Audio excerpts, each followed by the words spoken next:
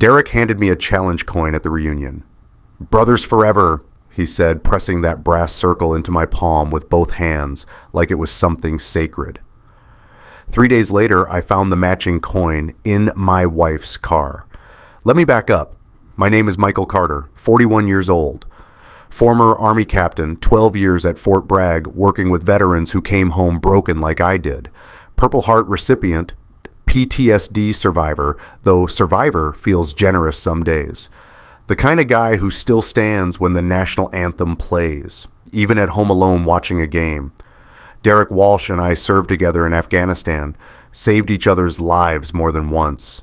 The kind of bond you can't explain to civilians. When someone's pulled you out of an ambush, covered your six while insurgents fired from both sides, held your hand while you bled out waiting for medevac, they become more than a friend. They become your brother. We left no man behind. That was the code, the promise. The only thing that mattered when everything else turned to chaos and sand and blood. After we came home, Derek became a VA counselor.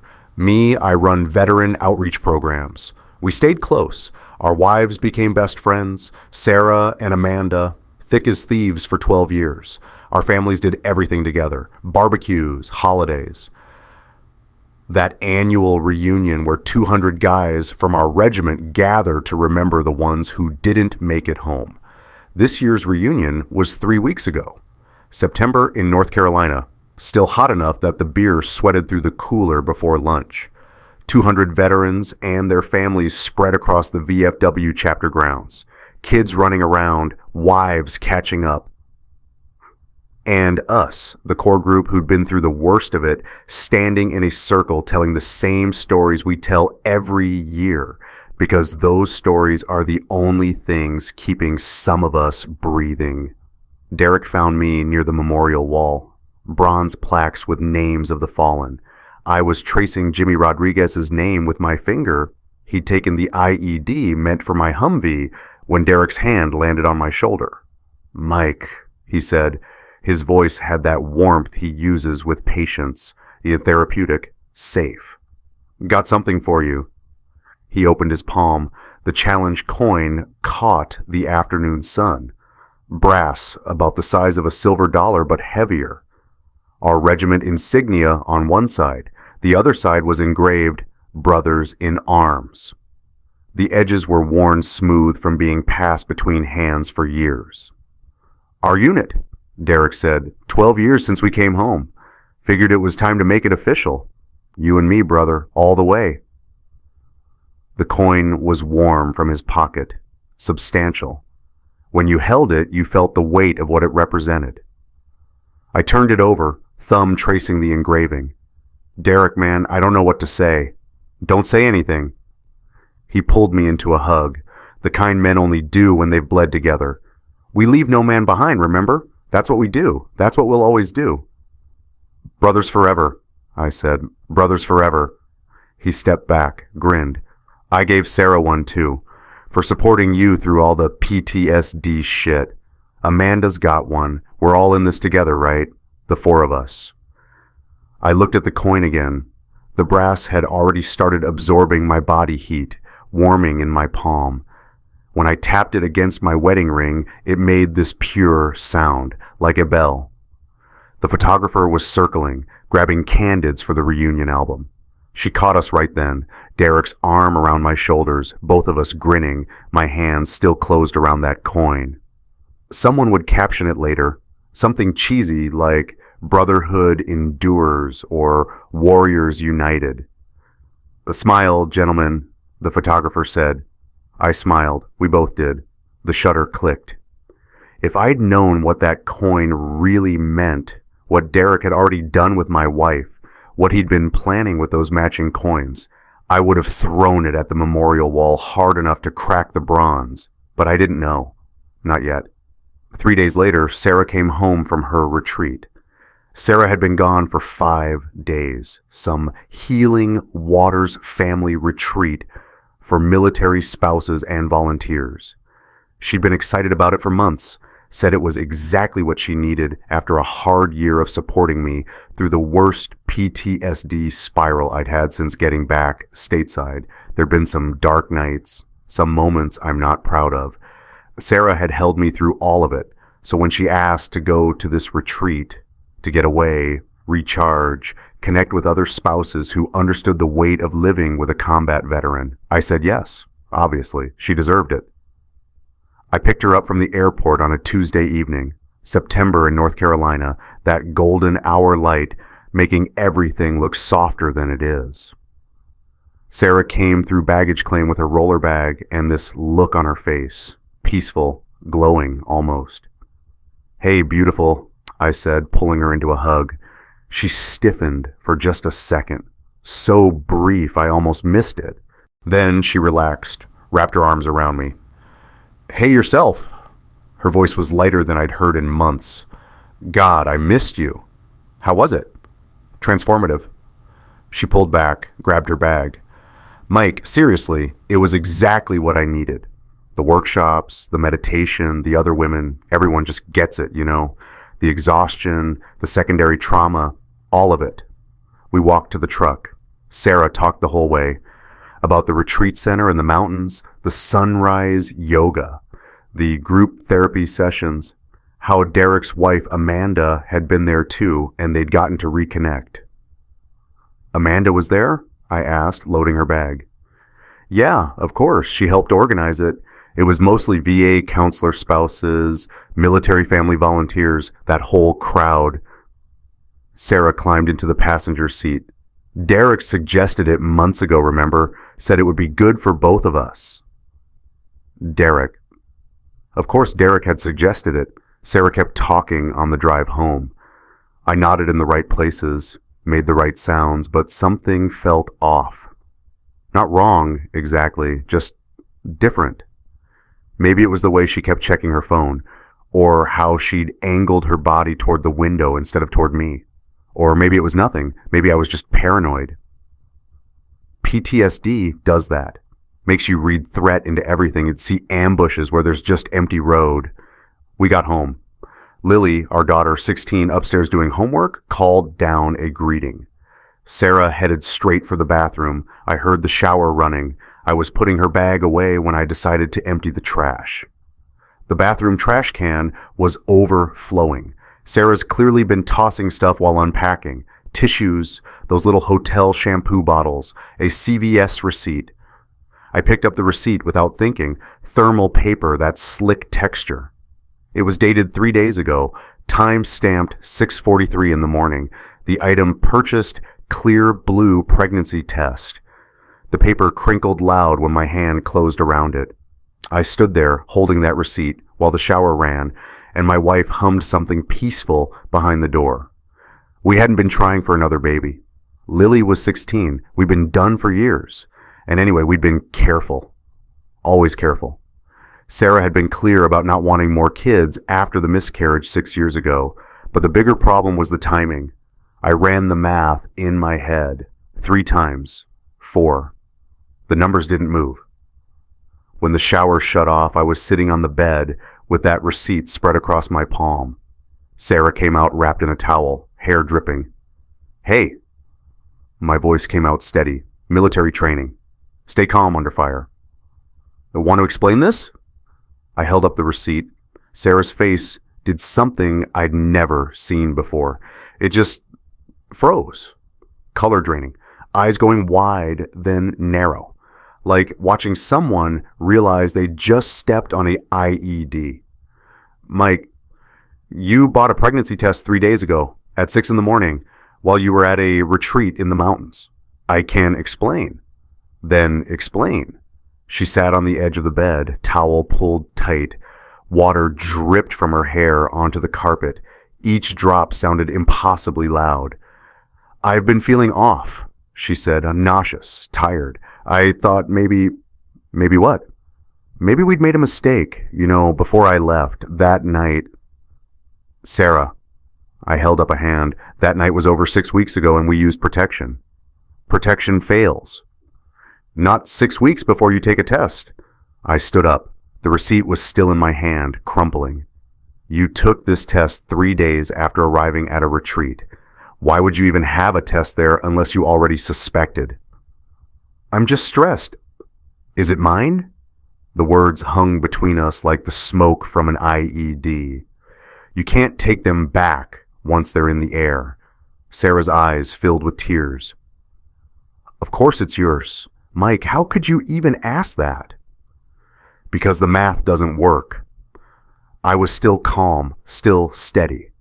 That's the thing about combat training. You can keep your voice level, even when your world's on fire.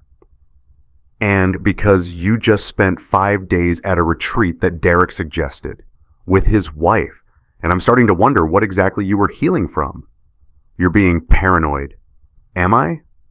She stood up, grabbed clothes from the dresser. I'm not doing this. I just got home from a beautiful, peaceful retreat, and you're accusing me of, what, cheating? Getting pregnant by someone else? I'm asking you to explain a pregnancy test purchased 3 days ago. And I told you I was stressed, worried. It was nothing. Was it positive? Silence. Sarah, was the test positive? She turned to face me, fully dressed now. Her jaw was set. Yes. Okay, yes, I'm pregnant. And yes, it's yours.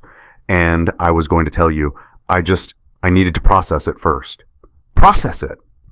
We weren't planning this, I know that, but maybe it's a blessing. Maybe it's what we need. A fresh start. I looked at my wife, 39 years old, mother of my child, woman I'd loved for 20 years. And I realized I didn't believe a single word coming out of her mouth. But I didn't know how to prove it. Not yet. The retreat badge was still in her purse. I saw it the next morning when she asked me to grab her wallet. Laminated plastic with Healing Waters Family Retreat printed in calming blue letters. Her name underneath, Sarah Carter, Support Volunteer. The lanyard was military camouflage pattern, some misguided branding choice. The plastic was curled at the edges, water damage, like it had been through a lot more than 5 days of mountain air and meditation. I held onto it longer than necessary, turned it over. On the back, someone had written in Sharpie, room assignments, check front desk. Rooms, not dormitory bunks, not communal cabins, rooms. Mike, Sarah called from the kitchen, did you find it? Yeah, I said. Found it. I put the badge back in her purse, but something was starting to crack open in my chest. Something that felt like the moment you realize the road ahead isn't clear after all. That there's danger you didn't see. That afternoon, I did something I'm not proud of. I went through her car. Sarah had taken her Honda to the airport. It was sitting in our driveway, still dusty from the trip. I told myself I was just cleaning it out, doing her a favor, but really I was looking for something, anything. The car was mostly clean. Sarah's always been tidy, but in the center console, the little compartment where she keeps gum and loose change, I found it. Another challenge coin, same size as mine, same regiment insignia, same Brothers in Arms engraving. I pulled it out slowly. The brass was warm from sitting in the sun. When I turned it over, it had the same worn edges, the same weight.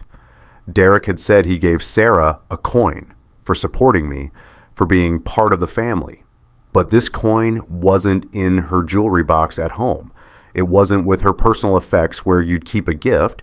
It was in her car, hidden in the console, like something you touched often, something you needed close. I stood in the driveway holding that coin, and suddenly everything made a sick kind of sense. The matching coins. Brothers forever. The four of us all in this together. Derek hadn't given Sarah this coin as a thank you. He'd given it to her as a promise, and she'd kept it where she could reach it, where she could hold it when I wasn't watching, where it would be warm from her touch, just like mine was warm from Derek's when he'd pressed it into my palm 3 days before she came home, pregnant. I threw the coin, hard as I could. It hit the garage door with that same pure bell sound, then clattered to the concrete. Before I could pick it up, before I could throw it again, or drive it into the ground, or do something violent with all this rage building in my chest, the doorbell rang. I turned toward the house. Through the window, I could see Sarah answering the door. Her face was doing that thing again, that frozen thing, like she'd just stepped on an IED and was waiting for it to explode. Amanda Walsh was standing on our porch, Derek's wife, Sarah's best friend, holding a manila envelope, and the look on Amanda's face told me everything I'd been afraid to know. I walked to the door. Sarah was still frozen, hand on the doorframe. Amanda's eyes were red, not crying red. The kind of red you get when you've been crying for hours, then stopped, then cried some more, and now you're past tears into that hollow space where everything just hurts. "Amanda," Sarah said. Her voice was small. "Don't." Amanda's voice shook. "Don't do that. Don't use that voice." I stepped up beside Sarah. "What's going on?" Amanda looked at me. For a second, I saw something like pity cross her face. Then it hardened. "Can I come in?" "Of course," I said. Sarah didn't move. I had to touch her shoulder to get her to step aside. We went to the living room. Lily was upstairs, music playing. The three of us sat, me and Sarah on the couch, Amanda in the chair across from us. That manila envelope was on her lap. She kept touching it, smoothing it. "I found something," Amanda said, "in Derek's office. He has this locked drawer in his desk. I've never gone through it because, confidentiality. He keeps patient files there. Hippe stuff. But our insurance card was missing and I needed it, so I picked the lock." She looked at Sarah when she said it. "And?" I asked. "I found notes on a legal pad, Derek's handwriting. They're about a patient, name crossed out like he's supposed to do. But the notes reference MJC's wife. That's you, Mike. Michael James Carter." The room got very quiet. "What kind of notes?" My voice was still level, still calm. Amanda opened the envelope, pulled out yellow legal pad pages, that rough texture, Derek's blue pen handwriting sprawling across them. He wrote about boundary concerns. Amanda's hands shook holding the pages. Attraction to a client's spouse. Wondering if he should refer the case to someone else. But then the notes stop. 3 months ago, they just stop. No transfer, no resolution, just nothing. She set the pages on the coffee table. And then I found these. More papers, printed screenshots, phone records. 200 texts, Amanda said, between Derek's number and Sarah's number, starting 8 months ago. At first, it's about you, Mike, about supporting you, about PTSD resources, normal stuff. But around 6 months ago, the tone changes. She laid out 3 screenshots. I could see the highlighted sections even from where I sat. "I can't stop thinking about our conversation." Derek to Sarah. "You make me feel seen in a way I haven't felt in years." Sarah to Derek. "Mike's lucky to have you. I wish." And then the message cut off. "That retreat," I said. My voice was doing something strange, getting quieter. "You both went to that retreat." Amanda nodded. "I went because Derek said it would be good for me, for us. He'd been distant lately. I thought maybe if we both took this time, separately, but together, we could reconnect." She laughed, no humor in it. "Turns out he suggested it so he could be with her. They shared a room, Mike. I have the credit card statements. Room service for 2, couples massage, wine tasting." Sarah made a sound, small, wounded.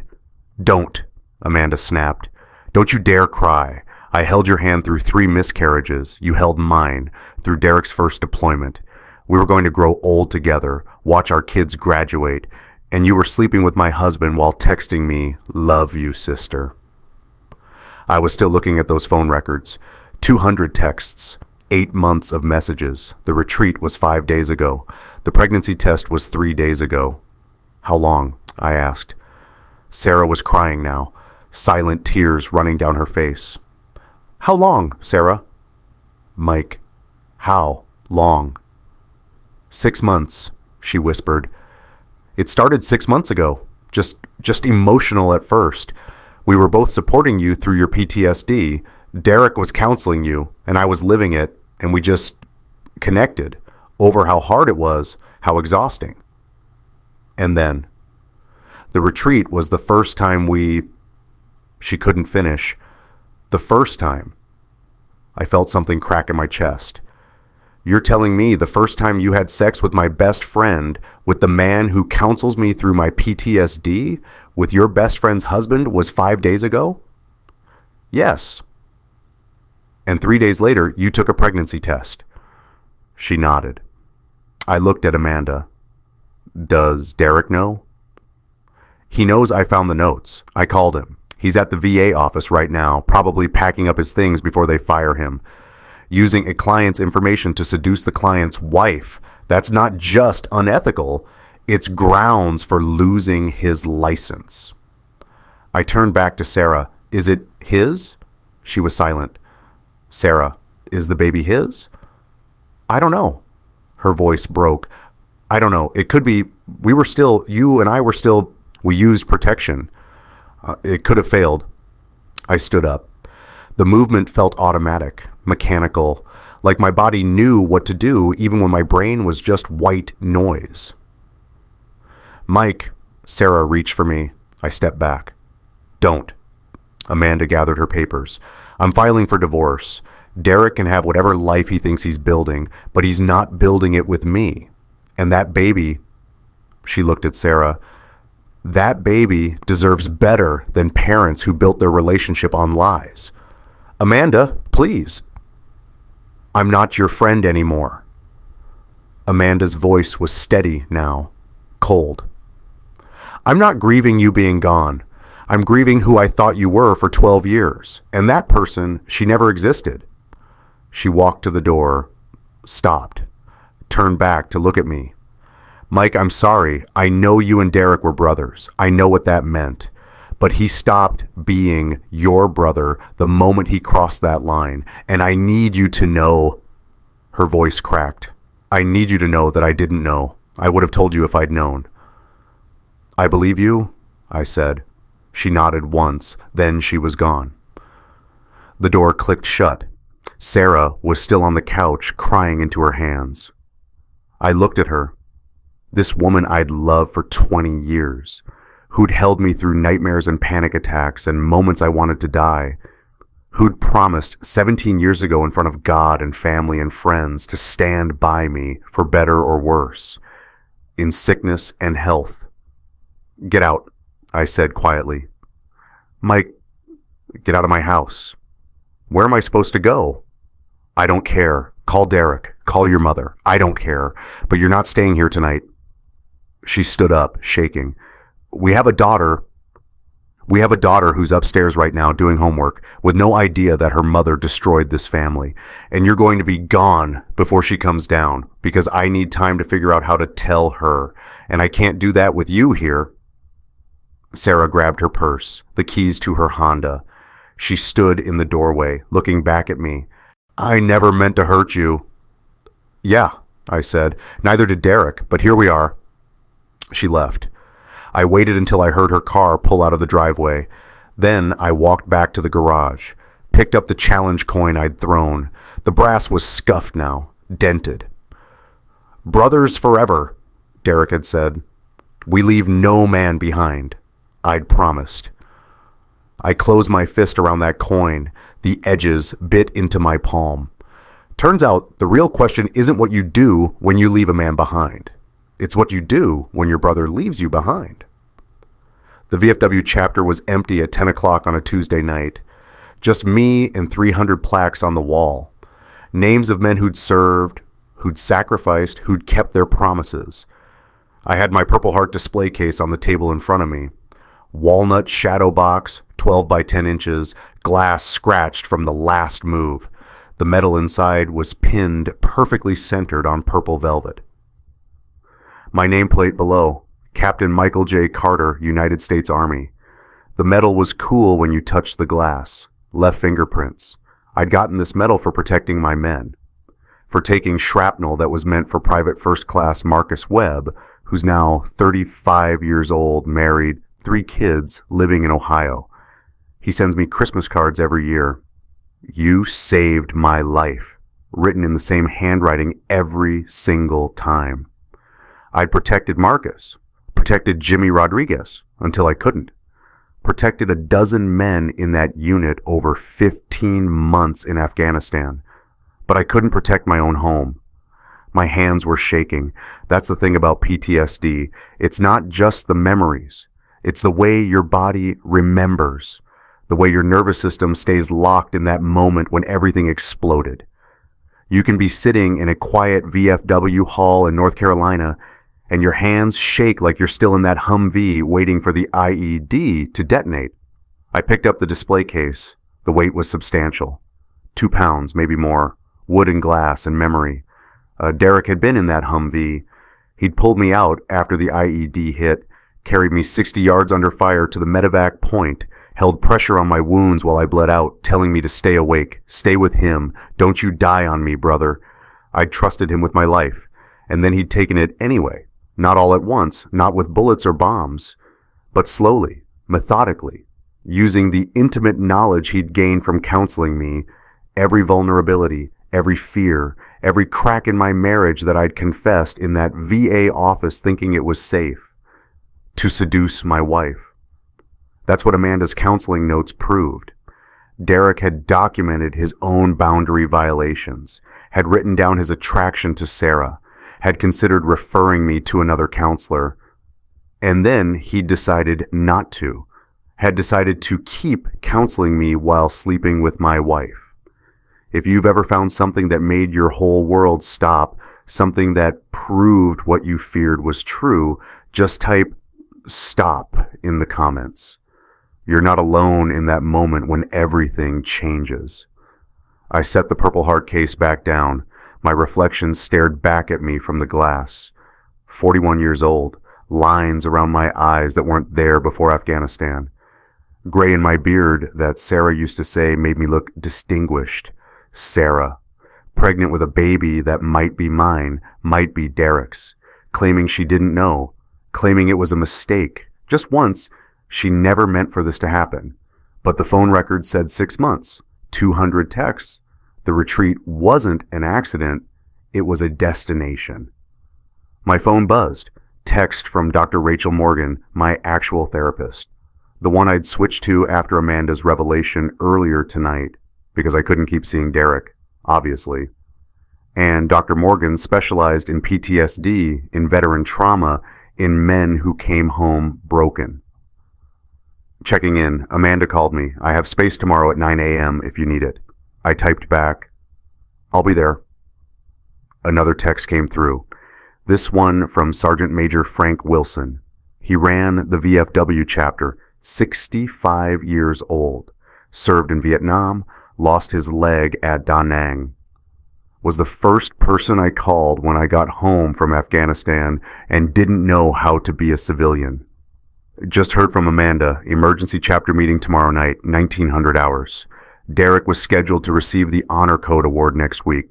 We need to vote on whether to proceed. I stared at that text.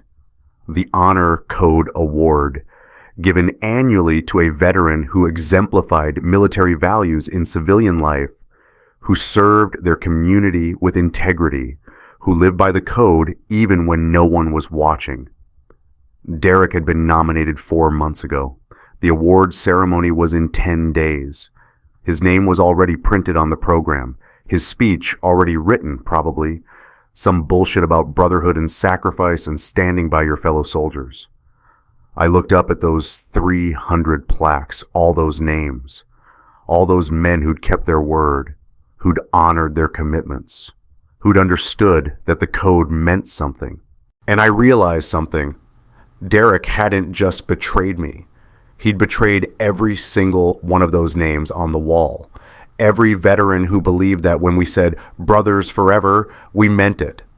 That when we said we leave no man behind, we understood that meant you don't destroy the men you're supposed to protect. I picked up the Purple Heart case again, held it against my chest. The glass was cold through my shirt. I earned this protecting my brothers, I said out loud to the empty room. Lost 3 men doing it. My voice echoed off the walls. off all those plaques. And now, one of those brothers destroyed me while I was holding it. The case felt heavier than it should, like it was absorbing all the weight of what I'd lost. My marriage, my best friend, my daughter's image of her parents, the future I'd thought we were building. All of it, gone. Because Derek decided that his desire for my wife mattered more than 12 years of brotherhood, more than the lives we'd saved together, more than the code. I set the case down. My hands had stopped shaking. That's the weird thing about grief. Sometimes it steadies you, makes everything very clear, very simple. Tomorrow I'd tell the VFW chapter that Derek didn't deserve that award. I'd file for divorce. I'd figure out how to explain to Lily that her mother had made choices that broke our family. But tonight I just sat in that empty hall. Me and 300 names. And a purple heart that suddenly felt like it hadn't protected anything that mattered. The VA office was sterile, white walls, inspirational posters about resilience and healing, a waiting room full of men who'd seen combat and were now trying to remember how to sleep through the night without reliving it. I walked past them all, straight to the admin desk. I need to see Derek Walsh. The receptionist looked up. Young woman, maybe 25. Probably hadn't been born when I was in Afghanistan. Do you have an appointment? No, but I'm a former patient, and we need to talk. Sir, I can schedule you for... Tell him Michael Carter is here. Tell him I have Amanda's evidence. He'll see me. Her face changed. She'd heard the gossip. Small office. Tight community. Of course she'd heard. One moment. She picked up the phone. Spoke quietly. Hung up. Room 3B, down the hall, last door on the right. Derek's office was small. Diplomas on the wall, licensed clinical social worker, VA certified PTSD counselor, combat veteran service badge. All the credentials that were supposed to mean something, that were supposed to mean he could be trusted.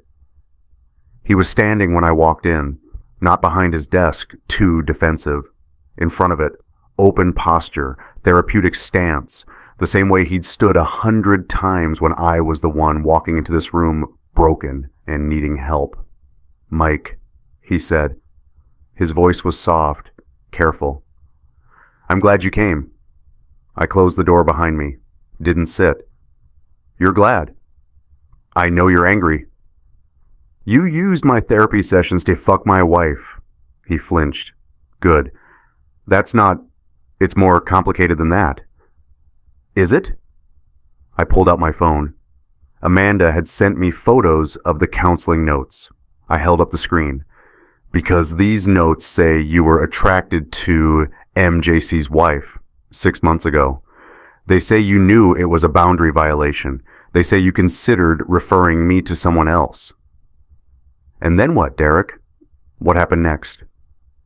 I tried to fight it. You tried. Mike, you don't understand. You and Sarah, your marriage was already struggling. You said it yourself. You were so deep in PTSD that you couldn't be present for her.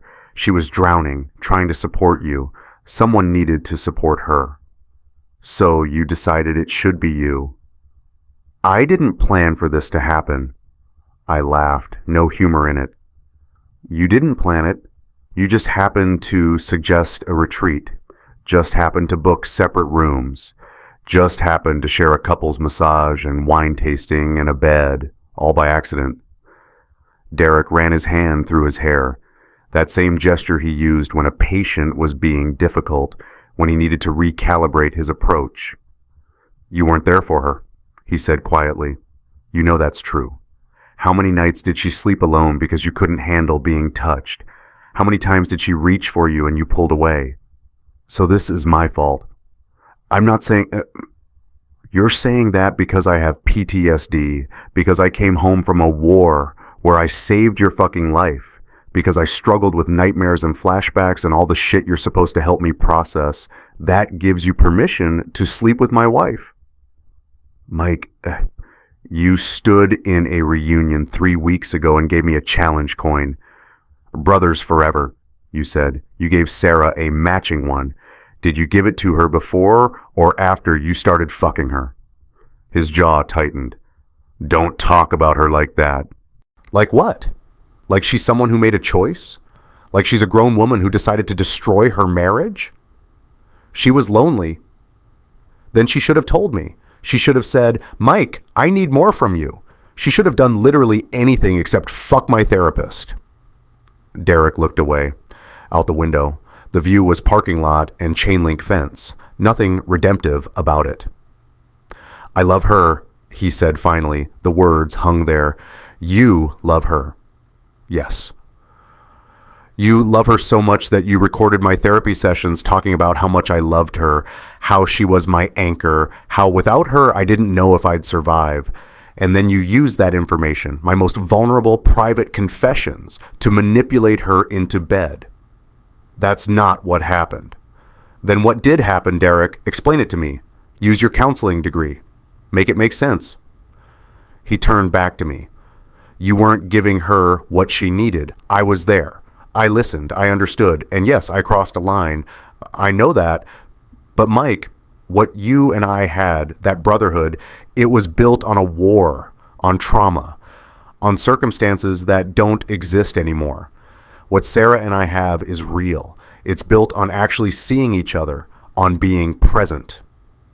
I stared at him, this man I'd bled with, who'd saved my life, who I'd trusted with my deepest pain. You really believe that? I said. You really think you're the good guy in this story? I think it's complicated. It's not. I pulled out the thumb drive Amanda had given me. Black plastic, standard issue. Amanda found something else in your locked drawer. Audio files from my therapy sessions. All of them. 18 months of recordings. Derek's face went pale. You recorded me per VA protocol. For training purposes, for quality assurance. I consented to that. What I didn't consent to was you using those recordings as a playbook to seduce my wife. Amanda already gave copies to the VA ethics board. They're reviewing them now. Want to guess what they're going to find? Silence. They're going to find you discussing my marriage problems with Sarah, using the exact language I used in therapy, weaponizing my vulnerability against me. Mike, I was trying to help both of you. You were trying to fuck my wife. My voice rose. Couldn't help it. Don't call it helping. Don't call it complicated. You used your position as my counselor to identify weaknesses in my marriage, and then you exploited them. That's not complicated. That's predatory. Derek sat down, behind his desk now. Defensive posture after all. What do you want from me? I want you to admit what you did. Not the sanitized version, not the therapy speak version, the truth. You saw my wife, you wanted her, and you spent 6 months systematically destroying my marriage so you could have her. Say it. He looked at me, really looked at me, and for a second I saw something flicker across his face. Shame, maybe, or just the recognition that the game was over. Yes, he said quietly. I wanted her. I pursued her. I used information from your sessions to connect with her. I knew it was wrong, and I did it anyway. Why? Because I could. His voice was barely a whisper. Because you trusted me. Because Sarah trusted me. Because I told myself you were so far gone in PTSD that you'd never notice. And by the time I realized how far I'd gone, I was already in too deep. There it was. The truth. Not love, not connection, not two lonely people finding comfort, just opportunity, and a man who decided his desire mattered more than 12 years of brotherhood. I turned to leave. Mike, Derek called. For what it's worth, I'm sorry. I stopped, didn't turn around. You're not sorry you did it, I said. You're sorry you got caught. There's a difference. I walked out. Behind me, I heard him call after me. Someone had to be there for her, Mike. I kept walking. Amanda was waiting in my truck. She'd texted me that she was coming, that she had something I needed to hear.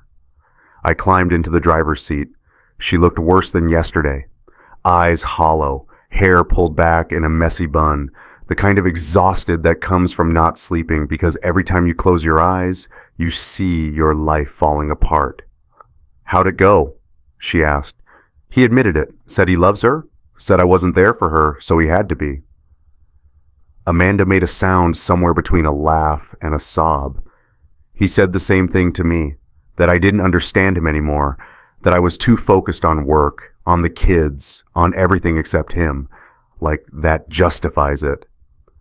Does he know about the ethics board? He will soon. They called me this morning, want me to come in tomorrow to give a formal statement. She pulled the thumb drive from her purse, same one she'd shown me last night. I had IT pull the audio files. Mike, there are over 40 sessions recorded, and in at least 12 of them, Derek discusses your marriage in ways that violate confidentiality. He talks about Sarah to other counselors, shares details that should have stayed between you and him. Can I hear them? Are you sure? I need to know. I need to know exactly what he did. She handed me the thumb drive. It felt impossibly light for something that heavy. Track 23, she said, from 6 months ago, right before the text between him and Sarah changed tone. That's the one you need to hear. I plugged the drive into my laptop. The files loaded. 43 audio recordings, each one date stamped, each one labeled with my name and case number. I clicked on track 23, static. Then Derek's voice, that therapeutic tone, calm, measured, safe. Michael, tell me about your relationship with Sarah. Where do you feel most vulnerable? My own voice answered. I sounded tired, defeated. Everywhere. I feel vulnerable everywhere. She says I pull away, that I'm not present, and she's right. I can't be touched sometimes. Can't sleep next to her without having nightmares. Can't make love to her without seeing, without remembering. That must be incredibly difficult for both of you. It's killing her. I can see it. She's exhausted. She's given everything to support me, and I can't give her anything back. I'm just this black hole of need, and she's drowning trying to fill it. And how does that make you feel? Guilty, ashamed, like I'm failing her, like she'd be better off without me. Silence on the recording. Then Derek's voice, very soft. Michael, you're not failing her. You're surviving. There's a difference, but I hear your concern. And I wonder, does Sarah have support? Is anyone supporting her the way she's supporting you? I don't know. She has friends, Amanda, other military spouses. But does she have someone who really sees her, who understands the weight she's carrying? I hope so. She deserves that. The recording ended. I sat there staring at the laptop screen. My hands were shaking again. He did it on purpose, Amanda said quietly. He asked those questions knowing he was going to be the answer. He planted the idea that Sarah needed someone, and then he made himself that someone. I clicked another file. Track 31, 3 months ago. Derek's voice. Michael, you mentioned last week that you and Sarah haven't been intimate in over a month. How are you processing that? My voice. I'm not. I don't know how. Every time she reaches for me, I freeze. My body just shuts down, and I can see it hurting her. But I can't fix it. What do you think Sarah needs right now? Someone who isn't broken. Someone who can actually be there for her emotionally, physically. Someone who doesn't flinch every time a car backfires or a door slams. Someone present. Yeah, someone present. The recording ended. He took your words, Amanda said. Look at this. She pulled up her phone. Screenshots of text between Derek and Sarah. Same time period as that recording. Derek to Sarah. You deserve someone who can be present for you. Really present. Sarah to Derek. Mike tries, but he's so far away. I don't know how to reach him anymore. Derek to Sarah. You shouldn't have to. You deserve someone who sees you, who's there for you without you having to ask. I closed the laptop. He hunted me, I said, like I was an insurgent, identified my weaknesses, mapped my vulnerabilities, planned his attack, and executed it. Yes. And I let him. I trusted him. I sat in that office and told him everything, and he used it all against me. Amanda reached over, squeezed my hand. This isn't your fault. Isn't it? He's right. I wasn't there for Sarah. I was drowning in PTSD and dragging her down with me. That doesn't give him permission to do this. You were his patient. She was his best friend's wife. There were 1,000 boundaries he crossed, and he knew it. I looked at her. Are you going to be okay? I don't know. Her voice cracked. I've been married to him for 15 years. We have 2 kids, and now I find out that for the last 6 months he's been living a double life, planning a future with your wife while coming home to me and acting like everything was fine. What are you going to do? File for divorce, fight for custody, make sure everyone knows what he did. She pulled her hand back. And testify to that ethics board, because he can't be allowed to counsel anyone ever again, not when he uses people's pain as a weapon. We sat in silence for a minute, 2 people who'd been betrayed by the same man, for the same reason, because he could. The VFW meeting is tonight, I said. Frank wants to vote on whether Derek still gets the Honor Code award. What do you think they'll decide?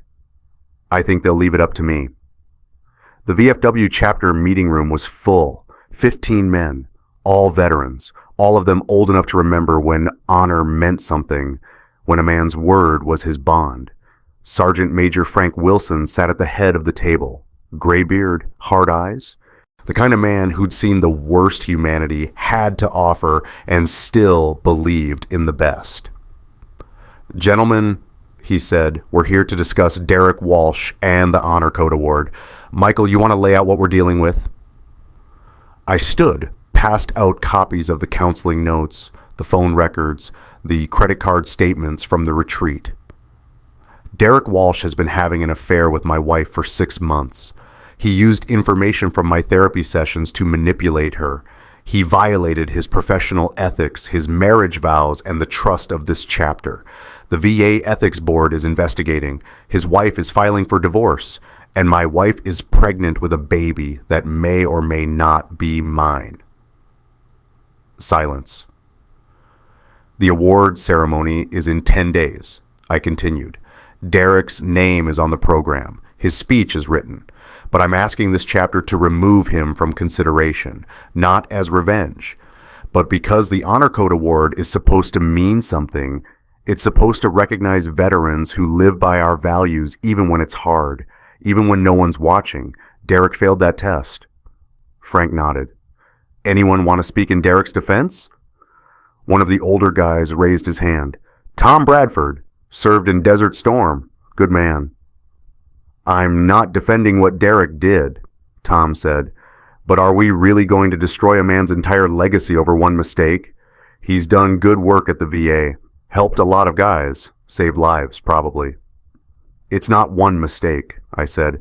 It's 6 months of systematic betrayal. It's using his position as a counselor to exploit a patient's vulnerability. It's a pattern. Another hand, Jerry Mason, Vietnam veteran, lost 2 fingers at Khe Sanh. Mike's right. This isn't about personal drama. It's about integrity. We can't give an award for living by the code to a man who broke every principle we stand for. The debate went on for 20 minutes. Some guys argued for compassion, for forgiveness, for understanding that people make mistakes.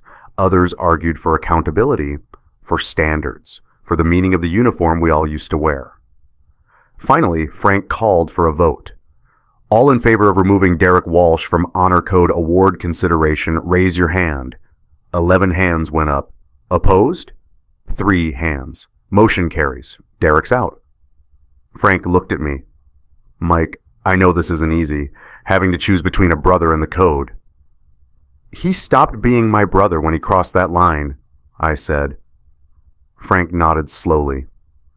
We leave no man behind. That's what we always say. But I think maybe we've been saying it wrong. How so? We don't leave men behind. We leave traitors behind. And Derek, he's a traitor to everything this uniform stands for. The words landed hard. We leave no man behind. But what do you do when your brother leaves you behind? The answer apparently was this. You stop calling him brother. You remove his name from the award. You strip away the honor he pretended to carry. And you do it publicly, so every other veteran knows that the code still means something, even when it costs you the friendship of a man who saved your life. 3 days later, I took Lily fishing. Our spot was a lake about 20 minutes from base. We'd been coming here since she was 6. After I got back from Afghanistan, this was the only place I could breathe. Something about the water, the silence, the simple rhythm of casting and waiting. Lily was 16 now, Army ROTC, already talking about West Point, about following in my footsteps, about serving her country with honor. She baited her hook without flinching. I'd taught her that, taught her to respect the equipment, respect the fish, respect the process. Dad, she said, casting out, where's Uncle Derek been? He usually comes to these. My hands tightened on my rod. He's been busy. Busy with what? Work stuff. She glanced at me. Kid was smart. Could read when I was deflecting. And Aunt Amanda, she hasn't been over either. Did something happen? Lily. Because Mom's been weird too. She's staying at Grandma's. You guys haven't said anything, but I'm not stupid. Did you and Mom have a fight? I set down my rod, looked at my daughter, this girl who believed in right and wrong, who thought honor was simple, who'd written her entire West Point application essay about how her parents taught her that integrity matters. Yeah, I said, we're having some problems. Like divorce problems? Maybe. She reeled in her line, set her rod down too. Because of Uncle Derek? I went very still. What makes you say that? I saw Mom's text, like 3 weeks ago. She left her phone on the counter and it buzzed. I wasn't snooping, I just glanced and it was from Uncle Derek. It said, I can't stop thinking about you. And I thought maybe I read it wrong, but then Mom grabbed the phone really fast and looked scared. Lily, are they having an affair? The words hung between us like smoke. Yes, I said, because I couldn't lie. Not to her. Not about this. She nodded slowly, processing. How long? 6 months. And you just found out? 3 days ago, Aunt Amanda found evidence, phone records, hotel bills. Derek's been using my therapy sessions to manipulate the situation. Lily stared out at the water. My West Point essay, she said quietly. I wrote about you and Mom, about how you showed me what honor looks like, how you taught me that integrity is a choice you make every day. Lily, was that all a lie? No, your mom made a choice. So did Derek. But that doesn't mean honor is fake. It means people fail at it. And when they do, we see their true character. But my essay, her voice cracked. I have to submit it in 2 weeks. It's due December 15th. And the whole thing is about our family, about military values, about how you and Mom are my example. I reached into my pocket, pulled out my phone, showed her a photo I'd taken this morning. Her West Point application packet, that thick stack of papers with the official seal. I know, I said. I've been trying to figure out how to tell you, because I know that application matters. I know West Point is your dream, and I don't want my problems with your mom to destroy that dream. Lily took the phone, looked at the photo of her application, her essay visible on top. But I can't lie, she said. I can't submit this essay knowing it's not true. That's not honor. That's pretending. So rewrite it. As what? My dad tried his best, but my mom slept with his therapist? That's a great essay. Really inspiring. Lily, I'm serious, Dad. What am I supposed to write? How do I explain military values when the two people who were supposed to model them for me just blew up our entire family? I didn't have an answer, because she was right. The essay she'd written, the one about both parents exemplifying honor, was a lie now. And Lily was too much like me, too committed to integrity. She'd rather withdraw her application than submit something she didn't believe. If you were me, if you were Michael, would you tell your daughter the truth right now before she submits that application? Type now. Or would you wait until after, let her keep her dream a little longer? Type wait. Because I had 2 weeks to decide. We sat there in silence, 2 fishing rods leaning against the dock, 2 people trying to figure out how to build something honest from the wreckage. Finally, Lily said, "You got your Purple Heart protecting your men, right?" "Right." "You took shrapnel that was meant for someone else." "Marcus Webb." "Yeah." "That's honor, Dad. Real honor. Not the speech kind, the action kind." She looked at me. "Maybe that's what I write about. Not about a perfect family. About a father who chose truth even when it destroyed his world. Because that's harder than anything you did in Afghanistan." My throat tightened. "You think?" "I know. Anyone can be honorable when everything's going right. But you're being honorable right now when everything's falling apart. That's the essay I want to write." I pulled her into a hug. She let me. Still young enough to need her dad, even if she pretended otherwise. "I'm sorry," I said. "I'm sorry you have to go through this. It's not your fault. It feels like it is." "Dad." She pulled back, looked me in the eye. "You didn't cheat. You didn't lie. You didn't break your vows. That was Mom and Uncle Derek, not you. And if I write about honor in my essay, I'm writing about you, not them." That night, my father came over. James Carter, 68 years old, Vietnam veteran, came home from Da Nang in 1971 with PTSD before they even called it that. My mother stood by him through 30 years of nightmares and flashbacks and moments he doesn't talk about. They're still married, still in love, still figuring it out. He sat in my living room looking at the Purple Heart display case I'd brought home from the VFW hall. "Your mother told me what happened," he said. "News travels fast." Amanda called her. They're friends. Military spouses stick together. He picked up the display case, held it the way I'd held it 3 days ago. "Heavy, isn't it?" "Yeah." "Not because of the wood, because of what it represents." "I earned that protecting my brothers, Dad, and one of those brothers destroyed me while I was holding it." He set it down. "I know something about that." I looked at him. "About what?" "About war-breaking marriages." He leaned back. "Your mother and I almost divorced. Twice. Once in 73, right after I got back. I was drinking, couldn't hold a job, couldn't sleep next to her without waking up swinging. She said she was done. Packed her bags." "I never knew that." "We don't talk about it, but she left for 3 months, stayed with her sister in Georgia. And I had to decide, was I going to let Vietnam win? Let it take my marriage along with everything else it took?" "What did you do?" "I got help, real help. Went to the VA before it was the VA. Found a counselor who actually understood combat trauma, did the work. The hard, ugly work of dealing with what I'd seen, what I'd done. And Mom came back.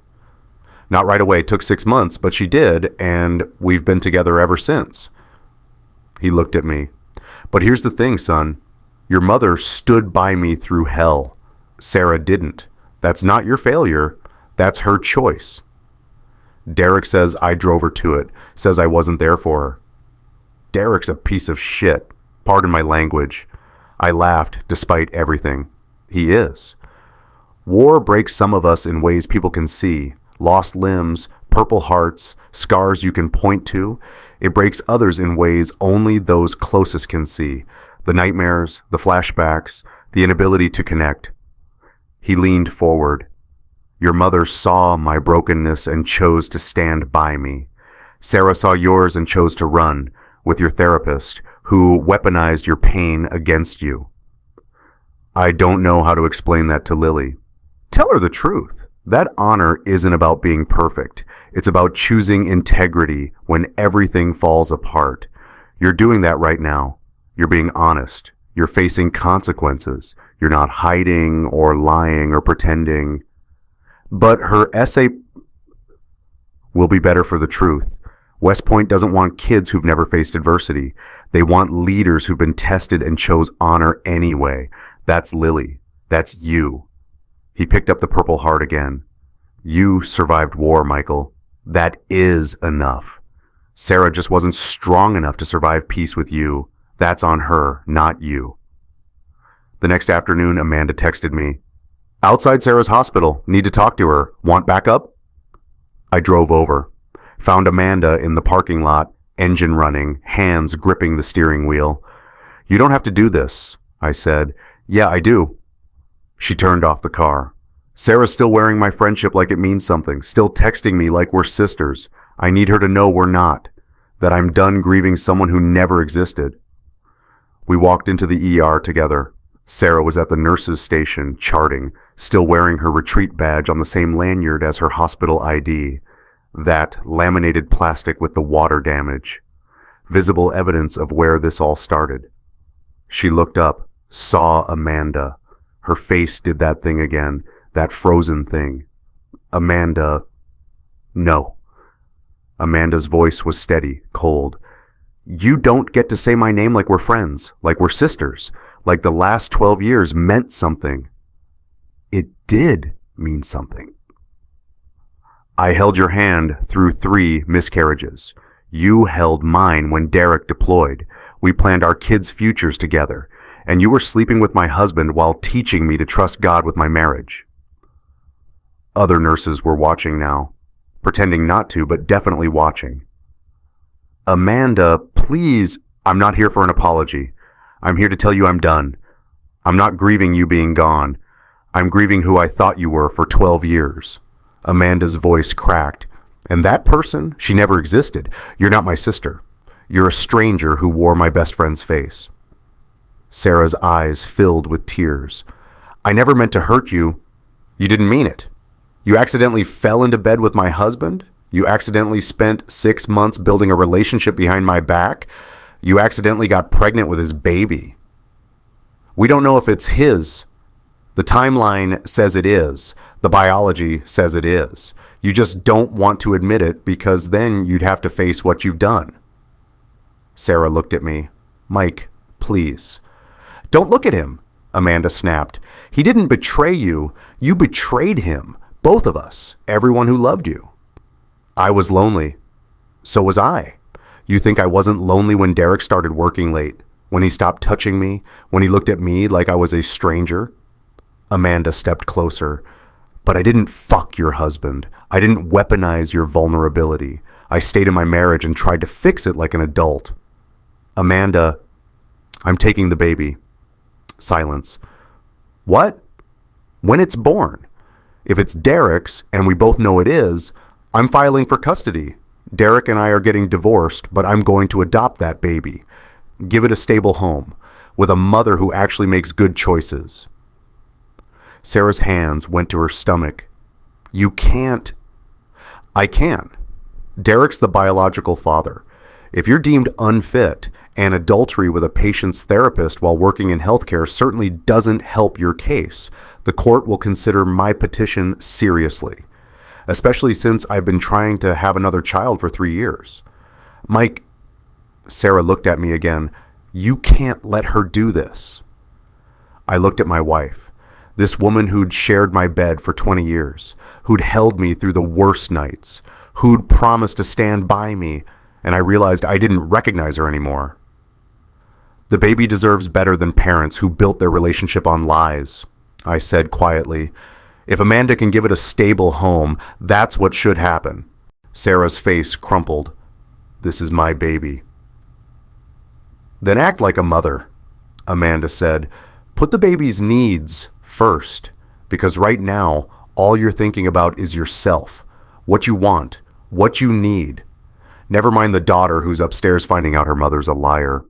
Never mind the husband whose therapist you seduced. Never mind the best friend whose marriage you destroyed. Amanda turned to leave, stopped. One more thing.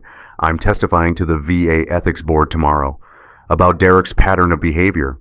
Turns out you're not the first spouse he's crossed boundaries with. There are at least 2 others, women whose husbands he counseled, women he pursued while those men were at their most vulnerable. Sarah went pale. What? Derek's been doing this for years. You were just the one stupid enough to get pregnant. Amanda looked at her one last time. I hope it was worth it. All of it. The lies, the betrayal, the destruction. I hope when you're alone in your mother's house, pregnant with a baby you might have to give up, wondering how your daughter will ever forgive you, I hope you remember that you chose this. Every step of the way. You chose this. Then she walked away. Forever. I followed her out. Left Sarah standing in that hospital, surrounded by colleagues who'd heard everything. In the parking lot, Amanda was crying, not sobbing, just silent tears. You okay? I asked. No, but I will be. She wiped her eyes. I loved her, Mike, like a sister, and she threw it away for 6 months of feeling special. How do you even process that? I don't know.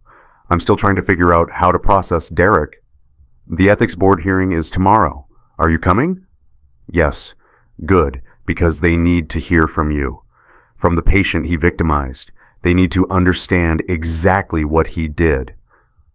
I watched her drive away. Then I sat in my truck, pulled out my phone, looked at the photo of Lily's West Point application again.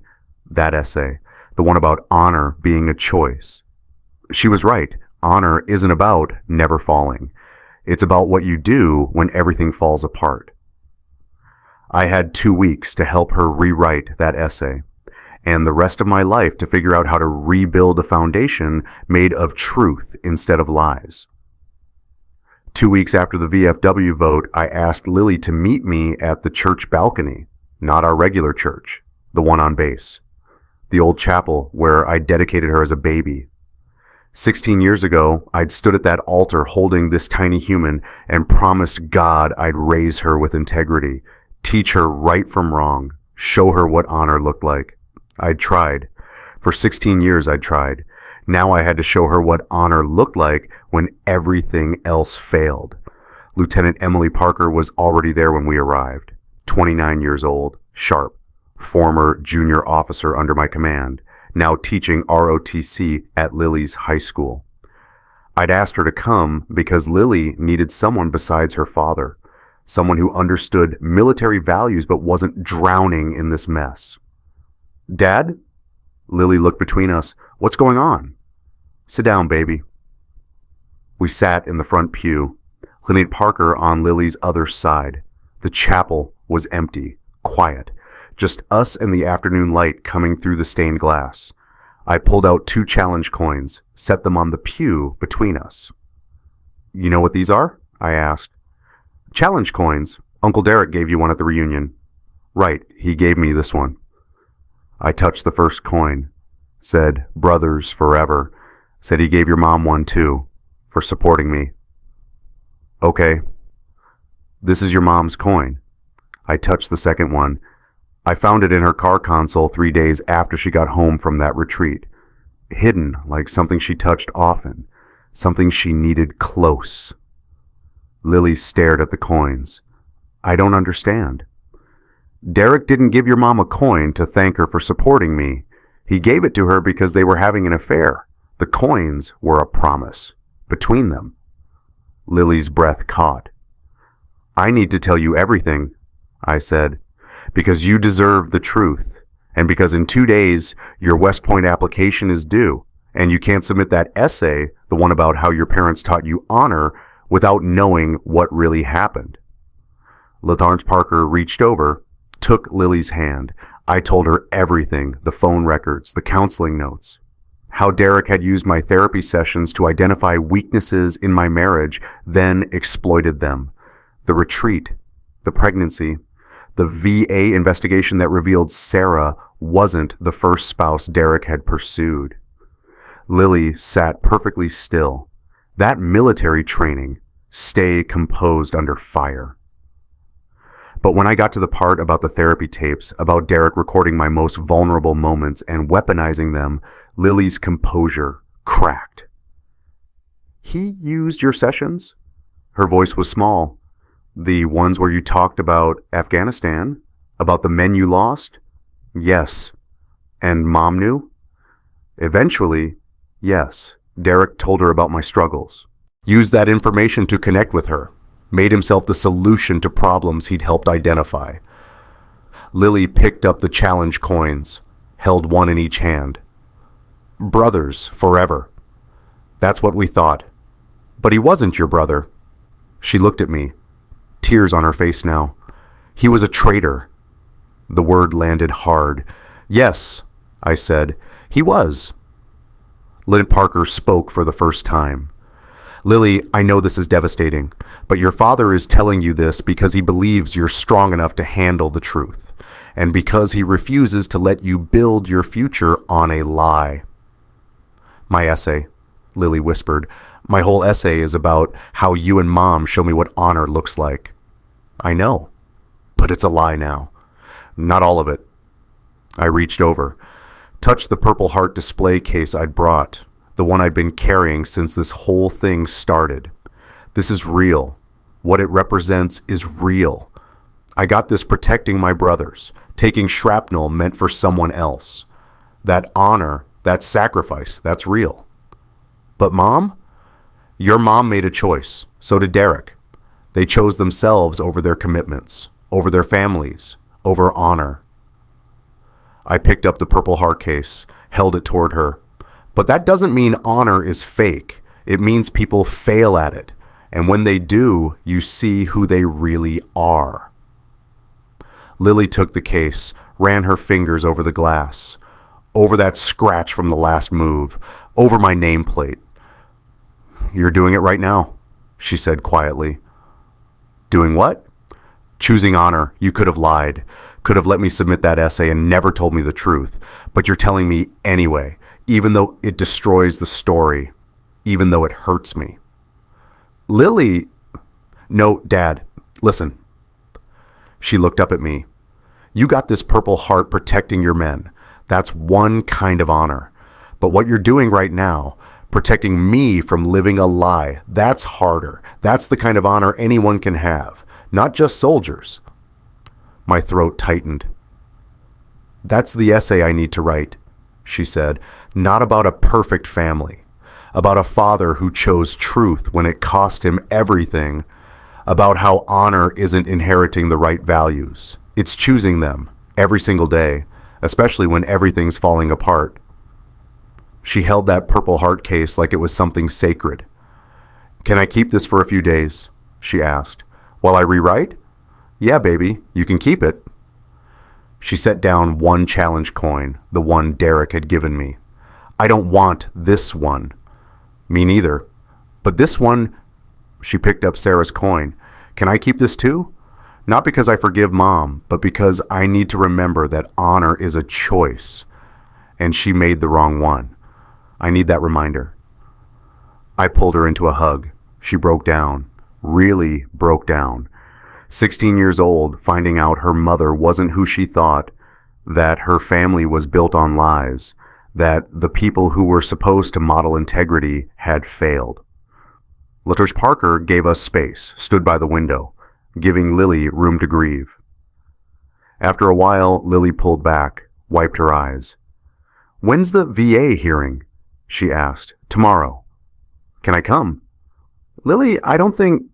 I want to. I want to see them hold him accountable. Because if I'm writing about honor and consequences, I need to see what consequences actually look like. I looked at LaTosh Parker. She nodded. Okay, I said. You can come? The VA Ethics Board hearing was in a conference room, 5 board members, a court reporter, lawyers for both sides, and witnesses. Amanda went first. Testified about finding the counseling notes, the phone records, the pattern of boundary violations with multiple patient spouses over 5 years. Then it was my turn. I sat at the witness table, Lily in the gallery behind me, Derek across the room with his lawyer. He wouldn't look at me. The board chair, Dr. Patricia Mills, 60-something, gray hair, kind eyes that had seen everything, asked me to state my name and relationship to Derek Walsh. Michael James Carter, former patient, former friend, former brother in arms. Can you describe the nature of your therapeutic relationship with Mr. Walsh? I told them. 18 months of sessions, PTSD treatment, marriage counseling, the audio recordings I'd consented to for training purposes. And were you aware that Mr. Walsh was having a relationship with your wife during this time?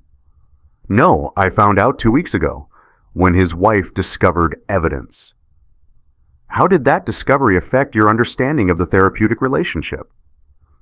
It made me realize that everything I told him in confidence, every vulnerability, every struggle, every intimate detail about my marriage, he was using against me. He was identifying weaknesses and exploiting them.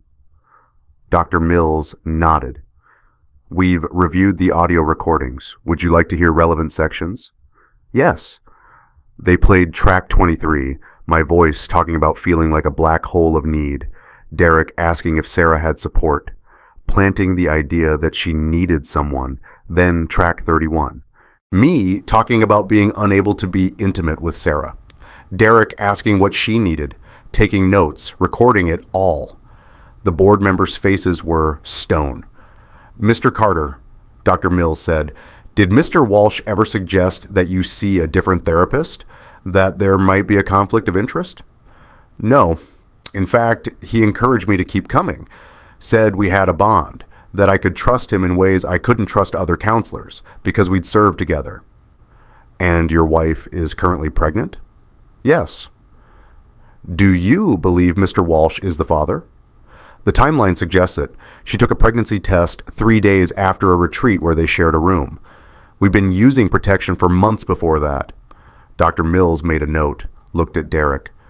Mr. Walsh, do you wish to respond to these allegations? Derek's lawyer whispered something. Derek shook his head. I made mistakes, Derek said. His voice was quiet, broken. I crossed boundaries I shouldn't have crossed. I used information inappropriately, and I hurt people I cared about. Do you acknowledge that you engaged in a romantic relationship with a patient's spouse while actively treating that patient? Yes. And that you used information from therapy sessions to facilitate that relationship? Pause. Yes. And that this is not the first time you've crossed such boundaries? Longer pause. No, it's not the first time. The board members looked at each other. Mr. Walsh, Dr. Mills said, based on the evidence presented, this board finds that you have engaged in serious ethical violations. Multiple violations of professional boundaries. Exploitation of patient vulnerability, breach of confidentiality. These actions constitute grounds for immediate revocation of your clinical license. Derek's face went pale. You are hereby prohibited from practicing as a counselor in any capacity. Your certifications are revoked. Your access to the VA system is terminated. And this board will be recommending criminal investigation for potential fraud related to falsifying clinical notes. The gavel came down. It was over. Derek stood. For a second, he looked at me across that room, and I saw something in his face. Not remorse, not shame, just the hollow realization that consequences were real. He walked out, his lawyer following. The door clicked shut behind them. Lily appeared at my side, slipped her hand into mine. That's what accountability looks like, I said quietly. Good, she said. Now show me what honor looks like. The honor code ceremony was rescheduled for the following week. 200 VFW members, families, community leaders, local media. The original plan had Derek receiving the award, his name printed on every program, his speech prepared, his moment of recognition. But I'd asked Sergeant Major Frank Wilson if I could speak instead, not to receive an award, just to speak about what the code really meant. Frank had agreed immediately.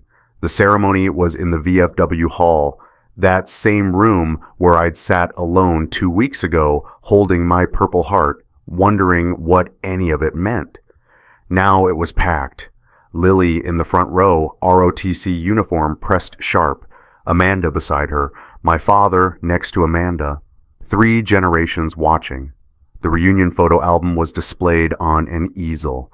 That leather-bound album with 50 photos from September. Derek and I with our arms around each other. Brothers forever, captioned underneath. But someone had removed Derek's image, cut him out carefully, left an empty space where he'd stood. The space was still visible, still part of the album, because pretending he'd never existed would be a different kind of lie. Frank introduced me, talked about my service, my Purple Heart, my work with veterans. Then he stepped aside. I walked to the podium, that Purple Heart display case beside me, the one Lily had been holding for a week while she rewrote her essay. Thank you for being here, I said. I know you were expecting something different tonight. Derek Walsh was supposed to receive the Honor Code Award. That's not happening. Because 2 weeks ago we learned that Derek had been violating every principle this award represents. The room was silent. Derek and I served together in Afghanistan. He saved my life. I saved his. We bled together, came home together, built our lives here together. And when I needed help processing the trauma of what we'd seen, Derek became my therapist. I touched the Purple Heart case. I trusted him completely, told him things I'd never told anyone, about my fears, my nightmares, my marriage struggles, everything, and he recorded it all, then used it to seduce my wife. Someone in the back gasped. For 6 months, while I sat in his office trying to heal, he was using that information to destroy my marriage. He identified my weaknesses, exploited them, manipulated my wife into an affair, and when she got pregnant, he planned to let me believe the baby was mine. I looked out at that hall. 200 veterans, men who understood what brotherhood meant. We always say we leave no man behind. That's our code, our promise, the thing that keeps us alive when everything else fails. I paused, let the words settle. But I've been thinking about that phrase, about what it really means, because Derek left me behind. He abandoned me while pretending to help me, betrayed me while calling me brother. Frank was nodding in the front row. So I think we've been saying it wrong, I continued. We don't leave men behind. We leave traitors behind, because someone who betrays the code, who uses their position to exploit vulnerability, who weaponizes trust, they're not a brother. They're just someone wearing the uniform. Lily was crying. So was Amanda. So was half the room. Real brotherhood is standing here today, choosing truth when it costs everything. It's Amanda filing for divorce and testifying to protect other families. It's Frank and this chapter voting to strip Derek's award, even though it's uncomfortable. It's my daughter, I gestured to Lily, rewriting her entire West Point application because she refuses to build her future on lies. I picked up the Purple Heart case. I earned this protecting my men. Taking shrapnel meant for someone else, and for years I thought that was the ultimate sacrifice. The highest honor, but I was wrong. I set it back down. The highest honor is what you do when everything falls apart, when the people you trusted betray you, when your world burns down. Do you choose revenge? Do you choose bitterness? Or do you choose integrity? I looked at Lily. My daughter asked me that question 2 weeks ago. She said, Dad, you got that Purple Heart protecting your men in Afghanistan. But what you're doing now, choosing truth when it destroys everything, isn't that harder? The room was absolutely still.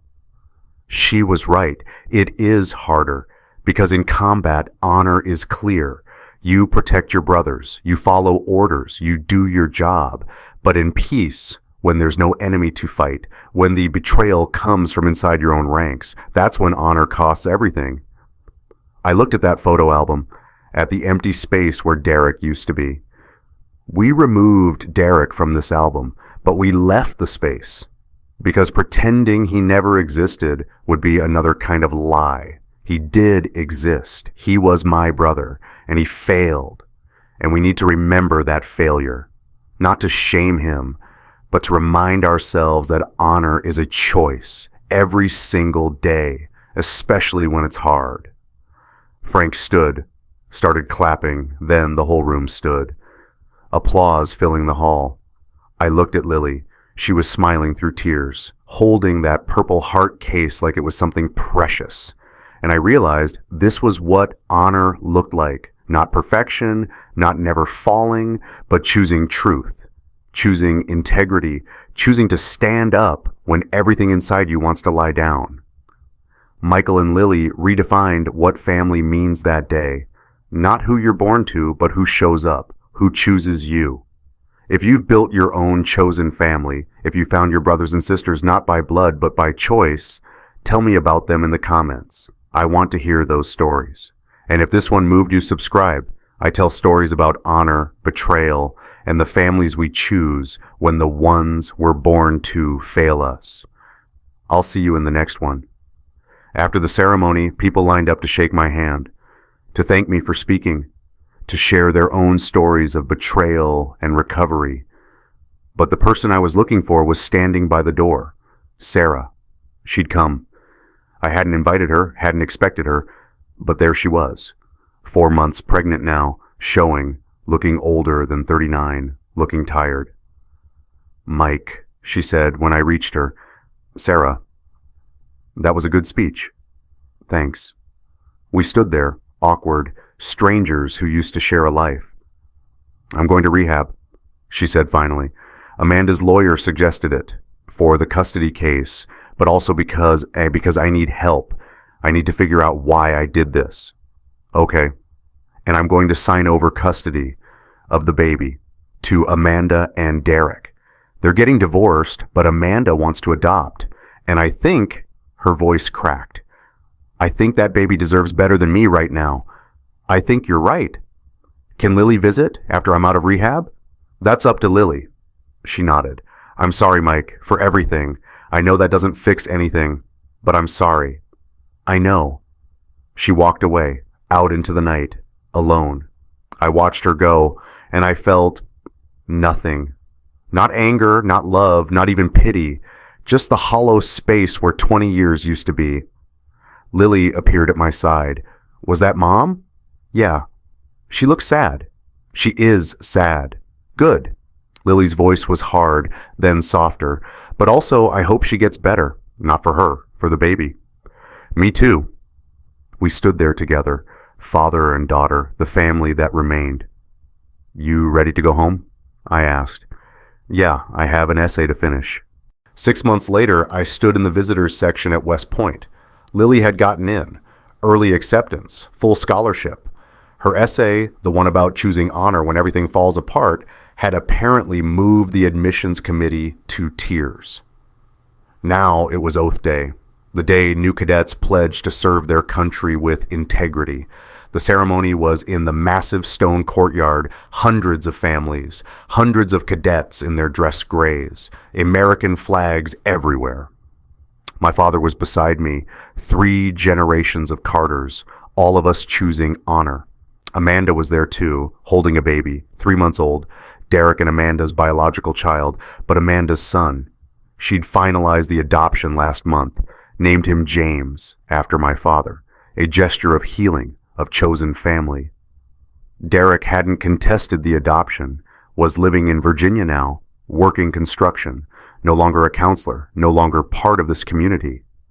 Sarah had completed rehab, was living in Florida, seeing Lily once a month, trying to rebuild trust one conversation at a time.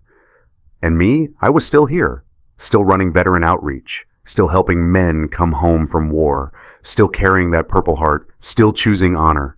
Lily marched out with her class. 200 cadets, all of them young, all of them believing they could change the world. She saw me in the crowd, smiled. The ceremony began. The oath, the promise to support and defend, to bear true faith and allegiance, to discharge duties with honor. Lily's voice rang out with 200 others. I do solemnly swear. My father grabbed my hand, squeezed. Behind us, Amanda whispered, "She's going to be amazing." The oath finished. The cadets threw their hats. The crowd erupted. And I thought about that challenge coin Derek had given me 6 months ago. Brothers forever. I'd thrown that coin away. Melted it down, actually. Turned it into something new. Because real brotherhood isn't about who serves with you in war. It's about who stands with you in peace. Who tells you the truth. Who holds you accountable. Who shows up when everything falls apart. Frank, Amanda, my father, Lily, Dr. Rachel Morgan, Lieutenant Parker, the VFW chapter, all those names on those plaques, that was my brotherhood now. After the ceremony, I gave Lily a gift, a new challenge coin. Custom made, brass like the old one, same weight, same size, but different engraving. On one side, her name, Cadet Lily Grace Carter, on the other, Honor Chosen Daily. She held it in her palm, felt the weight. Not inherited, I said, chosen. Every single day, she finished, especially when it costs everything. She looked at that coin, then at me, then at her grandfather, at Amanda holding baby James, at this family we'd built from the wreckage. We leave no man behind, she said quietly. I smiled, but we leave traitors behind, and we build something better from what remains. Yeah, baby, we do. The sun was setting over West Point. Golden light on gray stone, 3 generations of Carters standing together.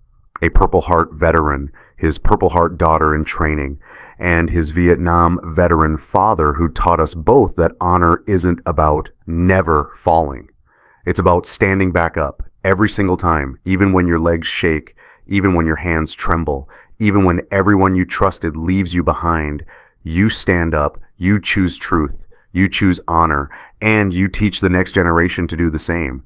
That's what brotherhood really means. That's what the code really means. That's what it means to leave no man behind. And to recognize when someone's left you behind so you can build something better with the ones who remain. Lily put that new challenge coin in her pocket, over her heart. Ready to celebrate? She asked. Yeah, I said. Let's go. We walked out of West Point together, the family that remained, the family we'd chosen, not perfect, not without scars, but honest, authentic, built on truth instead of lies. And that, I realized, was the real victory, not protecting the broken things, but building something new from the pieces, something stronger, something that would last.